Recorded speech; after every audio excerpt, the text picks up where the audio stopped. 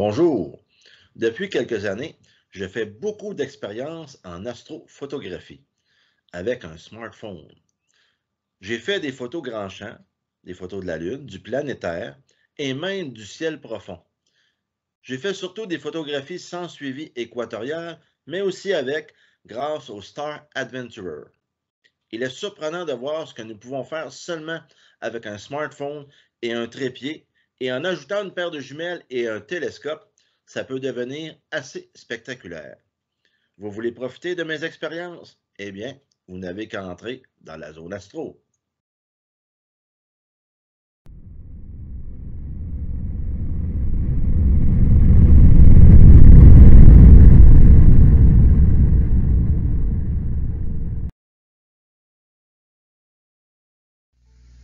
Astrophotographie et smartphone. Vidéo numéro 24 de la zone astro. Si vous avez un smartphone assez récent, vous aurez probablement la chance d'avoir un mode Pro pour l'appareil photo.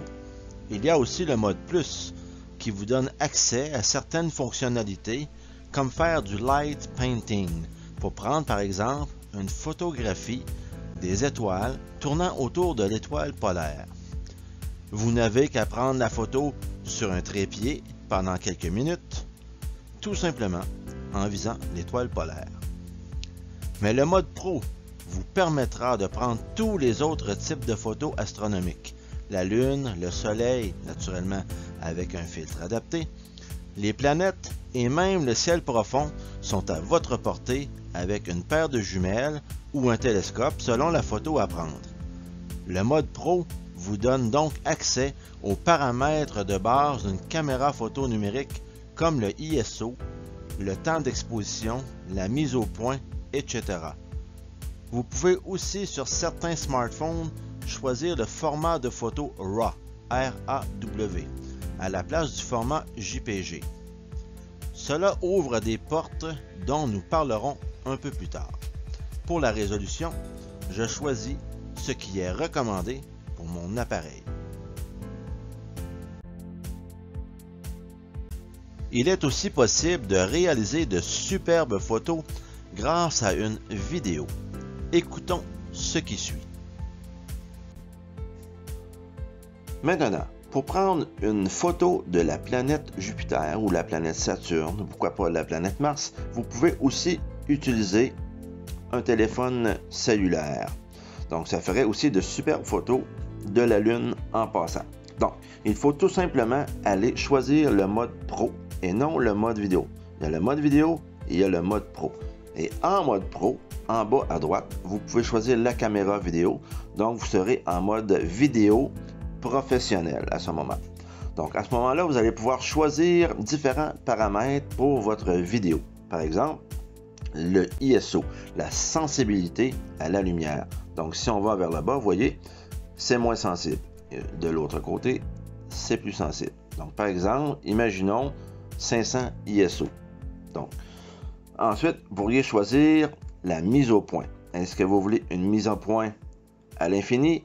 Normalement, oui, en astronomie. Donc, que ce soit les planètes, la Lune ou des photos grand champ, peu importe, ce sera toujours le focus, la mise au point à l'infini.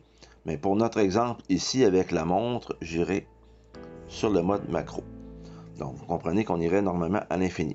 La balance des blancs, le white balance, à droite, le WB. Donc, vous pourriez essayer différentes températures. On appelle ça les températures de couleur. Donc, et voilà, comme ça, comme ça, comme ça. Mais vous pourriez aussi aller en mode automatique. C'est très populaire de prendre le mode automatique. Donc, faites des exemples, faites-vous des expériences et vous allez voir les résultats. Prenez des notes et vous pourrez refaire les mêmes types de photos dans le futur. Donc, il nous resterait seulement qu'à prendre la vidéo en appuyant sur le bouton rouge en bas au centre, mais je ne peux la prendre présentement car je suis présentement à enregistrer cette vidéo. Mais vous pourriez prendre la vidéo ensuite et l'utiliser dans un logiciel d'empilement de photos qu'on appelle en anglais de stacking. Donc, vous pourriez stacker, empiler vos photos pour faire ressortir le plus possible de détails des planètes ou de la Lune, donc à partir de toutes les images qui se suivent dans la vidéo. Voici un exemple pour les smartphones Android. Il y en aura un pour le type iPhone un peu plus loin. Si l'application native de votre téléphone Android n'est pas assez complète pour l'astrophotographie, vous pouvez vous dépanner avec l'application gratuite Deep Sky Camera. Les captures d'écran qui suivent seront suivies d'une démonstration. Dans les images ici présentes, nous pouvons voir que dans les paramètres ou si vous voulez Settings en anglais, nous pouvons programmer un délai de quelques secondes pour éliminer les vibrations avant la prise des photographies. Il est aussi souhaitable de fixer la mise au point ou focus à l'infini. C'est comme ça pour les astrophotographies. On pourra aussi régler la valeur du ISO dans ces paramètres. Il y a aussi l'option Hot Pixel qui pourrait être testée pour éliminer ces petits points rouges indésirables dans nos photos numériques.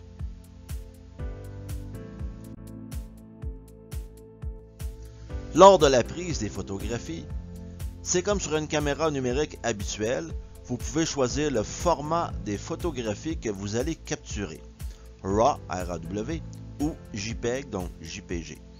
On sait que le format RAW permettra de faire de meilleurs traitements pour embellir encore plus nos images.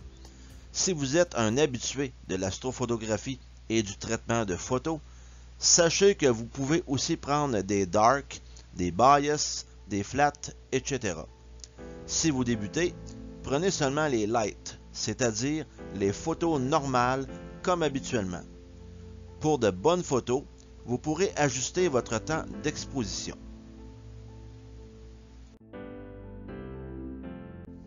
Et maintenant, il faut aussi régler la valeur de la sensibilité à la lumière, c'est-à-dire le ISO. On reparlera de ces facteurs et de leur incidence un peu plus loin. L'application Deep Sky Camera permet aussi de choisir un intervalle entre les photos lors de la prise de plusieurs images appelé ici frame.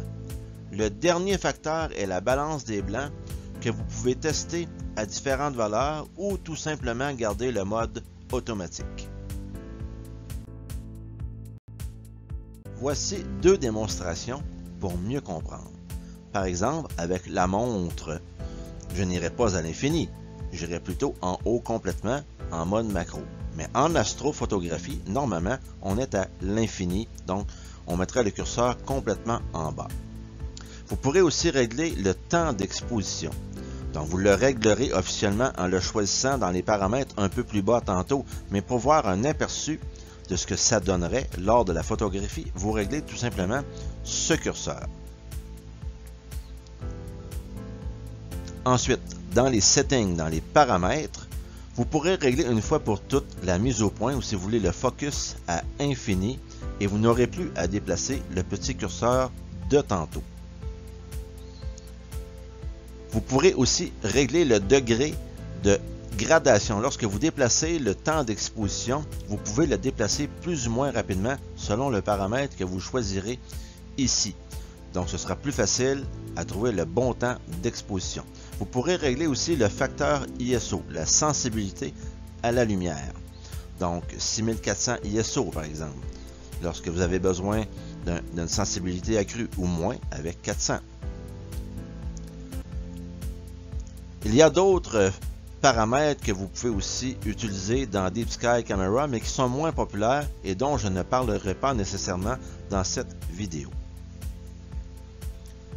Donc de retour dans l'aperçu, vous verrez en bas, donc dans les paramètres du bas pour prendre officiellement les photographies, le format des photographies comme le format RAW pour ceux qui voudront faire plus de traitements par la suite. Et pour les débutants, le format JPEG qui fait quand même de très belles photos. Pour les plus expérimentés, vous pourrez faire des dark, des bias ou pourquoi pas des flats et autres. Donc toujours pour améliorer vos traitements finaux à la fin avec différents logiciels. Le temps d'exposition que vous utiliserez sera celui-ci, Donc vous avez testé tantôt avec l'aperçu, mais vous le choisissez ici, le vrai temps que vous utiliserez. Donc ça peut être un temps très court de 1/10 de seconde ou un temps long de 30 secondes, tout dépendant du type de photo que vous allez prendre. Donc pour des planètes, le temps d'exposition serait plus court par exemple que de photographier la Voie lactée en image grand champ. Donc on choisirait le temps d'exposition approprié. Vous avez aussi le facteur ISO. Donc le facteur ISO vous permet de choisir la sensibilité à la lumière. Donc, vous pourriez choisir 50, vous pourriez choisir 6400, etc. Tout dépendant de la sensibilité que vous voulez pour la lumière, selon ce que vous prenez, par exemple, une photo de la Lune ou une photo d'une galaxie. Ce n'est pas tout à fait la même chose. Vous pourrez choisir aussi le nombre de photos, mais juste avant, l'intervalle, c'est vrai. Donc, l'intervalle entre chaque photo, exemple 2 secondes, 4 secondes, 5 secondes, et le nombre de photos, le nombre de frames que vous allez vouloir faire. Donc, il y aura un intervalle, par exemple, de 3 secondes entre chaque photo. Donc, vous pouvez choisir avec la petite calculatrice, on dirait là dans le bas, le nombre de photos.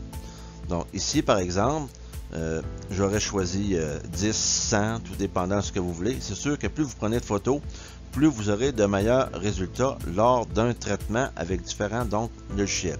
Donc, intervalle de 3 secondes, 25 photos. Vous pourriez choisir aussi la balance des blancs. Donc, vous pourriez tout simplement garder en mode automatique si vous le voulez. Et en dernier, l'aperçu en anglais ou l'ouverture et la longueur focale, ces paramètres, nous ne pouvons pas les changer habituellement avec un smartphone. Donc, vous gardez les valeurs qui sont là. Vous pourrez aller voir en bas à droite avec la petite image, en cliquant dessus, vous allez voir tantôt, vous allez pouvoir voir l'aperçu donc des photographies que vous allez avoir prises. Donc voici, vous n'auriez tout simplement qu'à cliquer sur le nom du fichier et admirer votre photographie. Voici maintenant un exemple de photographie avec Deep Sky Camera. Donc je suis en format JPEG pour la prise de photo. J'ai choisi de faire seulement un light, donc des images normales. Et puis, mon temps d'exposition est à 1/30 de seconde. J'ai aussi la sensibilité de la photographie, donc le ISO à 800. Donc, on aurait pu choisir autre chose, mais 800 va fonctionner ici. J'ai aussi mon intervalle qui est à 0, donc il n'y a pas d'intervalle entre chaque photo. Ce sera donc le temps minimum que l'appareil peut me donner. Et j'ai décidé de prendre 10 photographies, donc 10 frames en anglais. La balance des blancs est à automatique, ainsi que l'ouverture et la focale, la longueur focale, donc ça c'est automatique, je ne peux le changer. Donc allons-y pour la prise de photo en pesant sur le petit bouton en bas au centre. Donc il y a 3 secondes avant de prendre la première photo et voilà. Donc nous sommes rendus à 4 photos. Et à la fin, il y aura un message de l'application qui va nous dire qu'il a terminé. Donc, elle a terminé de prendre toutes les photographies. Donc, après la 10e pause. Et voilà. Hey astronomer, your images are taken. Nous pouvons aller voir le résultat des photos en cliquant sur le petit icône en bas à droite. Et voilà, nous voyons nos 10 photographies. Et si nous en choisissons une au hasard, et voilà, nous pourrons donc voir que la photo est réussie. Naturellement, le focus étant à l'infini, l'image est floue. Donc, quand je dis focus, donc je parle de la mise au point. Donc, je recule et je vais maintenant dans une application que j'ai sur mon cellulaire pour aller voir les fichiers. C'est comme si j'allais sur mon ordinateur. Donc, dans mon stockage interne, dans DSIM, vous avez un sous-dossier qui s'appelle Deep Sky Camera et c'est à cet endroit donc que vous aurez vos photographies. Donc, si vous voulez les regarder, vous pouvez en choisir une au hasard, reculer. Et si vous voulez les effacer, vous pouvez les choisir en restant enfoncé. Vous avez des petits carrés qui apparaissent à droite et vous pouvez toutes les sélectionner comme ça. Donc, celles que vous voulez. Là, je les ai toutes prises. Et voilà. Et je peux les effacer avec le bouton supprimer et en disant supprimer une deuxième fois. Et voilà. Donc, c'est comme cela que Deep Sky Camera fonctionne pour la prise de photographie. Et maintenant, voyons un peu pour un iPhone avec l'application gratuite Nightcap. Comme le mode plus vu plus tôt, Nightcap offre quelques modes pour différents types d'astrophotographie. Par exemple, le mode ISS pour prendre rapidement et facilement des photos du passage de la Station spatiale internationale. Il y a aussi le mode traînée de lumière qui ressemble à du light painting. Cette option de Nightcap pourrait être utilisée pour prendre en photo la rotation des traînées d'étoiles autour de l'étoile polaire comme vu plus tôt. Mais Nightcap a aussi le mode filet d'étoiles qui pourrait faire la même chose. Vous pourrez essayer les deux modes et voir celui qui vous convient. Il y a aussi le mode météorite pour essayer de capter le passage des étoiles filantes. En choisissant un de ces modes, il y aura de légères explications à l'écran pour vous aider à prendre la photographie souhaitée. Mais le mode longue exposition est celui qui nous intéresse le plus ici pour réussir des photographies en mode manuel. Ici aussi, nous pourrons choisir la sensibilité à la lumière, donc la valeur du ISO. Le temps d'exposition, la balance des blancs et la mise au point seront aussi à régler. Vous avez aussi les options pour prendre plusieurs photographies en programmant l'intervallomètre comme dans Deep Sky Camera. Il y a aussi un retardateur pour un délai avant la prise de photo que vous pouvez programmer pour éliminer les vibrations avant la prise de la photo. Voyons un exemple sous forme de vidéo. Juste avant de démarrer la vidéo, mentionnons que vous pourriez choisir aussi dans Nightcap le format des images, soit JPEG ou TIFF, TIFF, qui est mieux si vous avez l'intention de traiter les images. Maintenant, voyons la vidéo. Le logiciel Nightcap vous permettra de modifier certains facteurs comme dans Deep Sky Camera. Par exemple, le temps d'exposition. Vous pouvez le monter, le descendre, tout dépendant de votre objectif, donc de la cible que vous voulez photographier. La sensibilité à la lumière, le ISO, est aussi un facteur que vous pouvez modifier, donc toujours selon ce que vous voulez photographier. Il y a aussi la balance des blancs en haut et vous aurez aussi la mise au point que vous devriez mettre à l'infini en astronomie, donc qu'on peut modifier aussi avec Nightcap. Après avoir pris la photo avec le bouton capture, vous pourriez avoir comme résultat la constellation d'Orion, donc une photographie grand champ prise avec le logiciel Nightcap, par exemple à 3200 ISO et un temps d'exposition de 30 secondes. Cela pourrait donc donner à peu près ce que vous voyez à l'écran. Nous avons parlé du facteur ISO. Vous voyez dans cette image la différence de résultat entre une prise de photographie selon la valeur de ce facteur. Quand la sensibilité à la lumière est plus faible, l'image est plus sombre. Elle est plus claire si le facteur ISO est plus élevé. Mais il faut faire attention à ce qu'on appelle le bruit dans les images.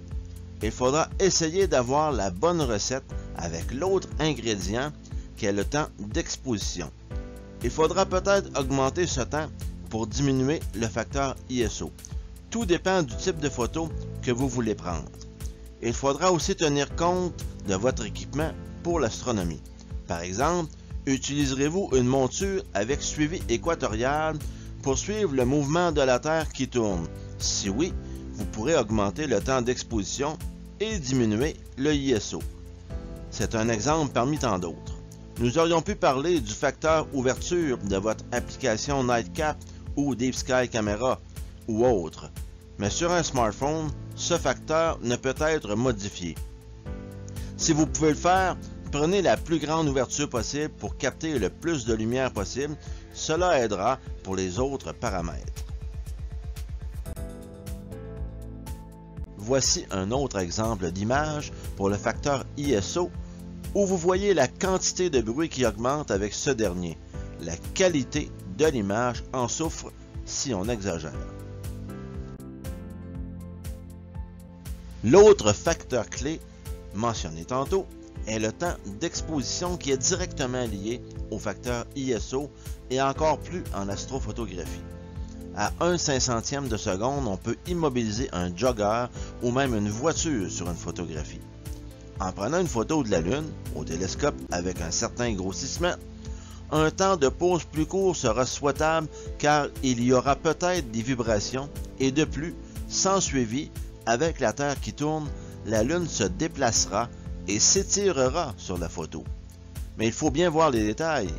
Il faudra donc aussi jouer avec le facteur ISO et rechercher le bon équilibre entre les deux facteurs. Avec un temps d'exposition trop long, l'image sera étirée comme le jogger à 1/2 seconde d'exposition ou la voiture à 1/15e de seconde.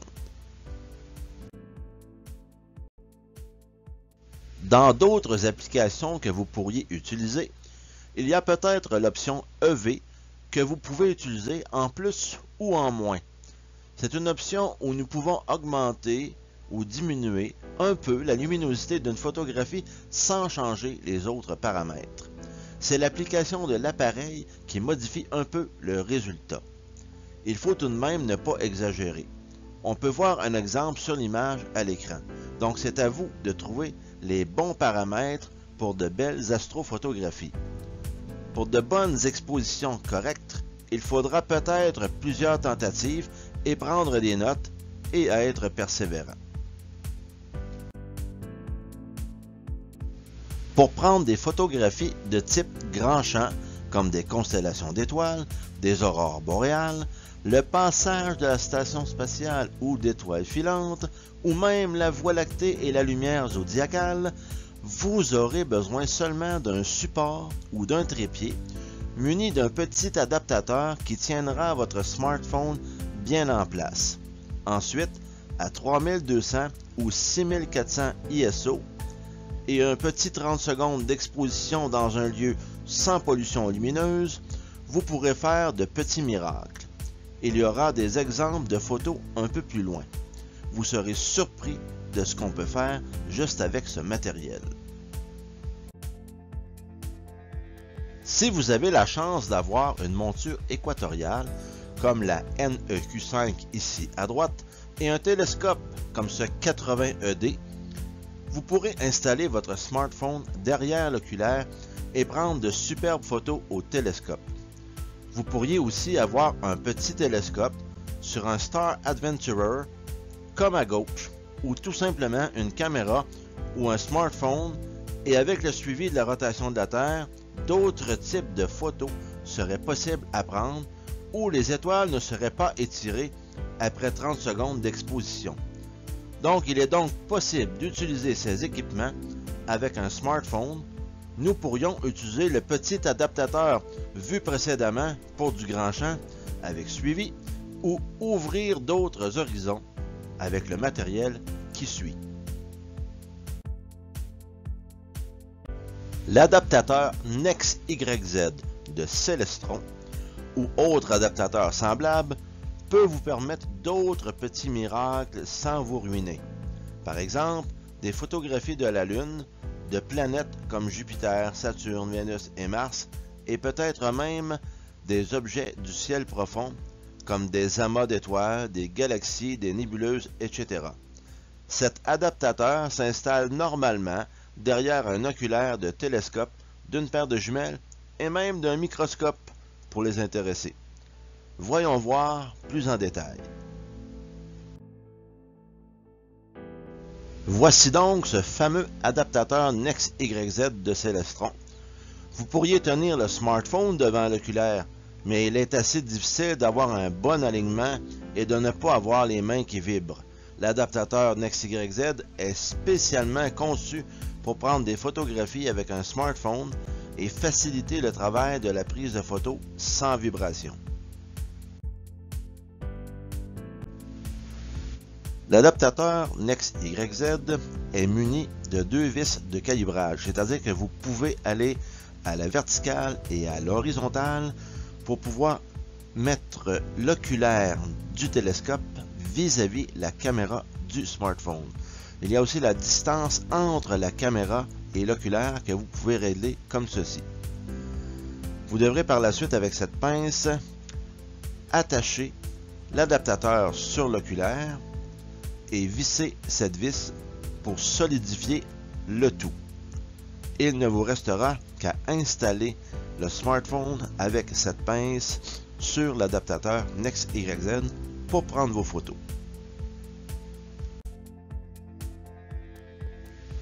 Donc, je prends le smartphone et je l'installe sur l'adaptateur avec la pince prévue à cet effet. Ensuite, nous allons pouvoir ajuster l'horizontale et le vertical comme mentionné tantôt et nous pourrons par la suite procéder aux photographies. Voici un exemple avec l'application photo native du Huawei P20 Pro.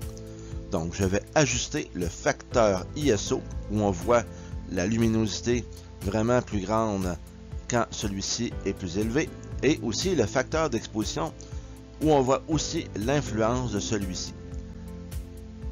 La mise au point sera à l'infini, donc en astrophotographie, toujours la mise au point à l'infini. Et ensuite, nous devons ajuster l'oculaire pour qu'il soit vis-à-vis de la caméra du smartphone. Avec la lune, pas de problème, c'est assez brillant. Sinon, utilisez tout simplement une lumière rouge ou une lumière blanche pour vous aider à faire cet alignement. Et voilà. Si vous avez l'intention d'améliorer vos photos par différents traitements comme l'empilement de photographie ou quelques ajustements avec Photoshop ou autre, vous devriez utiliser le mode RAW, R-A-W, pour la capture des images. Vous aurez plus de détails et de contraste. Je ferai peut-être une vidéo sur le traitement photo éventuellement. Il est recommandé d'utiliser soit une commande vocale ou un temps de délai pour minimiser les vibrations sur le télescope avant la prise de photographie. Par exemple ici, 3 secondes, 5 secondes, donc vous pouvez choisir le temps que vous voulez et lors de la prise de photo, il y a un compte à rebours, donc les vibrations s'atténuent et la photo se prend.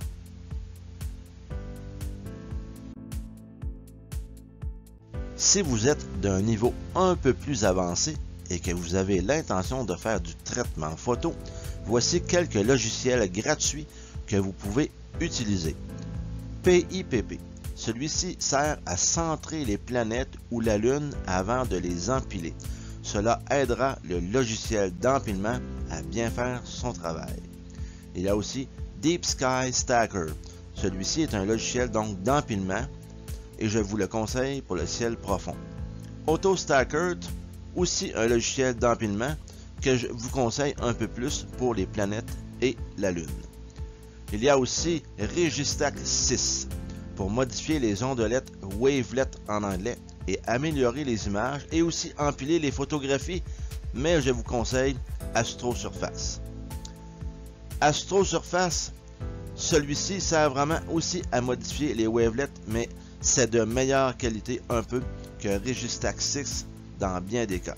Donc vous améliorerez les images et aussi vous pouvez l'utiliser pour empiler des photographies.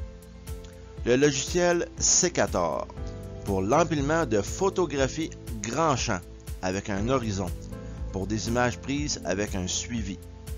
Il y a aussi Photofiltre et GIMP. Ce sont deux logiciels de retouche d'images du style Photoshop. Tous ces logiciels sont gratuits et vous pouvez les télécharger sur Internet. Nous verrons maintenant quelques exemples de photographies réalisées avec un smartphone, un simple adaptateur pour le grand champ et l'adaptateur NEXT-YZ. Attention, vous aurez de belles surprises. Comme première photo, en voici une en mode Light Painting, de plusieurs minutes d'exposition de la rotation de la Terre. On voit les étoiles autour de l'étoile polaire. Les traînées d'étoiles sont capturées grâce au temps d'exposition assez long, et cela démontre bien que la Terre tourne sur elle-même. Voici des photographies de constellations, des photographies grand champ. Tout dépendant de l'endroit où vous allez prendre les photos, donc de la pollution lumineuse à cet endroit, et des paramètres que vous allez utiliser lors de la prise de photo, donc vous pourrez donc avoir différents résultats. Voici la constellation du Lion, la constellation du Bouvier et du Cocher. Vous pouvez même apercevoir sous le Cocher l'amas des Hyades en forme de V et des Pléiades en forme de petites grandes ours. Dans de bonnes conditions, vous pourrez apercevoir et photographier le nuage de la Voie lactée, notre galaxie, qui passe au travers des constellations du triangle de l'été. Vous pourrez même réussir à photographier une galaxie, la galaxie d'Andromède M31, située donc dans la constellation du même nom, à gauche du carré de Pégase. Maintenant, deux constellations très populaires, naturellement, la Grande Ourse sur le côté gauche et la constellation d'Orion sur le côté droit. Deux constellations où nous avons plusieurs points de repère pour retrouver d'autres constellations. Les photos grand champ vues jusqu'à maintenant sont prises avec un facteur ISO de 3200 ou 6400 et un temps d'exposition de 30 secondes. C'est pareil pour la comète Neowise sur fond d'aurore boréale ici à droite. Sur l'image en haut à gauche, j'ai réussi à capturer la queue de poussière et la queue ionique de la comète avec un suivi sur Star Adventurer. La photo du bas est prise sur une paire de jumelles 20 par 80 sans suivi. Voici une photographie de la région du triangle de l'été. Nous pouvons y voir la Voie lactée. Cette photographie a été prise avec un facteur ISO de 6400 et un temps d'exposition de 30 secondes avec suivi sur un Star Adventurer. Nous voyons même la nébuleuse Amérique du Nord NGC 7000. Quelle belle photographie de la région du Sagittaire, le centre de la Voie lactée, prise au smartphone. C'est le résultat de l'empilement d'une vingtaine de photographies prises sur un Star Adventurer pour le suivi équatorial. Les photographies sont prises avec un facteur ISO de 6400 et un temps d'exposition de 30 secondes. Vous avez déjà vu cette superbe photographie de la lumière zodiacale dans la 23e vidéo de la Zone Astro. 30 secondes d'exposition à 6400 ISO et sans suivi donne ce résultat. Ces photographies du soleil ont été prises naturellement grâce à un filtre solaire installé sur le télescope. C'était un télescope de 254 mm de diamètre avec une monture Dobson. Donc j'ai utilisé l'adaptateur NEX-YZ derrière l'oculaire où j'ai installé mon smartphone. Donc une belle éclipse partielle et le transit, donc le passage de Vénus devant le Soleil. Les photographies lunaires sont probablement les plus faciles à prendre derrière l'oculaire d'un télescope. J'ai utilisé l'adaptateur NEX-YZ. La pleine lune, à gauche, est le résultat de l'empilement d'une vingtaine de photographies, tandis que le premier quartier, à droite, est seulement une photographie. De même que l'image centrale, où j'ai utilisé un oculaire qui augmente le grossissement. Comme vous pouvez voir, la lune est très jolie et seulement avec un smartphone. Une autre jolie photographie grand champ est de capturer la planète Vénus, mais aussi la planète Mercure. Cette soirée-là, j'ai eu la chance de capturer les deux, ainsi qu'un passage d'avion. Toutes ces photos sont prises derrière l'oculaire de mon télescope Dobson de 254 mm de diamètre en utilisant l'adaptateur NEXT-YZ. Pour les planètes, il y a environ 20 photographies empilées et traitées pour chacune. Pour les autres photos, ce sont des temps d'exposition de 1 seconde à 6400 ISO.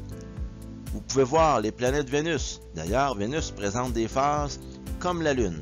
Donc, planète Vénus et aussi la planète Mars, la planète Jupiter, deux versions de la planète Saturne. Il y a aussi la galaxie M82 de la Grande Ourse, la nébuleuse annulaire de la Lyre, M57, et une autre nébuleuse planétaire, M27, qui elle est située dans la constellation de la Flèche. Et tout ça sans suivi. La Mac globulaire d'Hercule, M13, et la galaxie d'Andromède, M31, sont aussi là, et la superbe nébuleuse d'Orion, M42. Et comme je le disais, toujours sans suivi. Il y a aussi la planète Jupiter et les 4 satellites galiléens. Merci d'avoir écouté cette vidéo jusqu'à la fin. Il est toujours intéressant de faire découvrir des nouvelles choses aux gens et je souhaite que ce fût le cas ici. L'astrophotographie au cellulaire est assez simple pour débuter dans le domaine. Il faut essayer et être persévérant. Je vous souhaite bonne chance et bien du plaisir.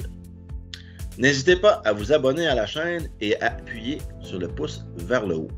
Même si cette chaîne est une chaîne démonétisée et réalisée bénévolement pour le plaisir de tous, l'algorithme de YouTube fera ressortir plus facilement la chaîne de la Zone Astro lors de recherches par les utilisateurs.